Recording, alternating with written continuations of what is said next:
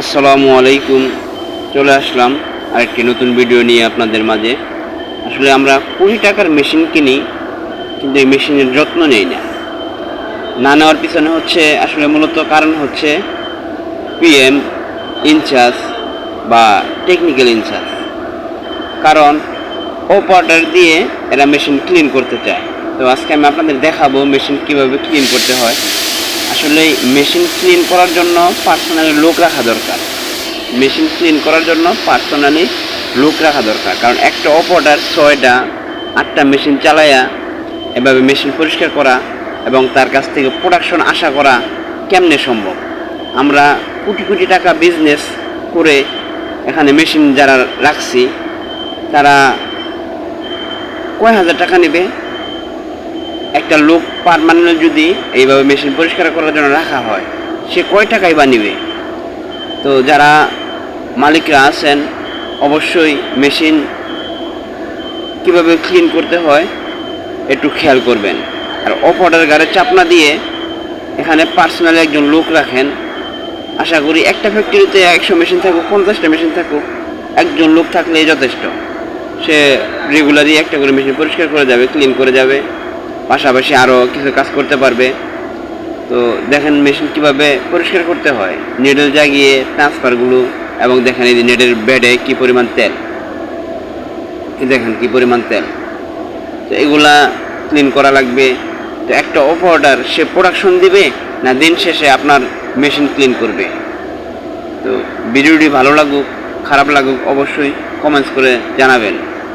জ্যাকার্ডের A to Z video নিয়ে আমি আপনাদের মাঝে ইনশাল্লাহ হাজির হব। তো দেখেন মেশিন যখন ক্লিন করা হয় তখন কিন্তু একটা অপারেটর খুবই পরিশ্রম হয়ে যায়।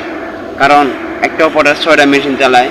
পার মেশিনে যদি 12 পিস মাল হয়, 4×48, 5×60, 72 পিস মাল। সে মাল টেগল দিবে না প্রোডাকশনের টার্গেট মিলাবে?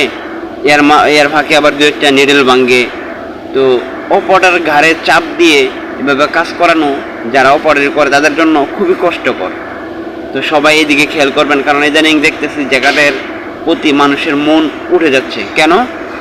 এই ইনচার্জ পিএম প্রোডাকশনের চাপ দেয়, ঠিক আছে, স্বাভাবিক দিবে, যার কারণে এখান থেকে লোক চলে যাচ্ছে। এখানে লোক ইদানিং কিন্তু পাওয়া যাচ্ছে না। গার্মেন্টসে বেতন বাড়তেছে, সোয়েটারের জ্যাকেটে মেশিন বাড়তেছে, মালিকরে লাভ দেখাইতেছে পিএম। কিছুদিন পর যখন লোক পাবে না, তখন কিন্তু মালিক লস খাবে। পিএম যে উনি হয়তো অন্য কোনো কর্ম করবে, কিন্তু আপনি যে কোটি কোটি টাকা বিনিয়োগ করেছেন, আপনার কি হবে যখন এই মেশিন চালানোর জন্য ওয়ার্কার না পাওয়া যাবে? নতুন লোক দিয়ে কিন্তু কাজ হয় না। একটা কথা মনে রাখবেন, এই মেশিনটা নতুন লোক দিয়ে কাজ হয় না।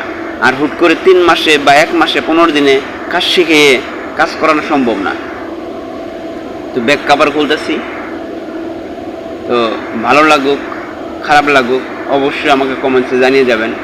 ভালো লাগলে প্লিজ দয়া করে একটি লাইক দিবেন। আর জ্যাকার্ডের A to Z ভিডিও নিয়ে আমি আপনাদের মাঝে হাজির হব।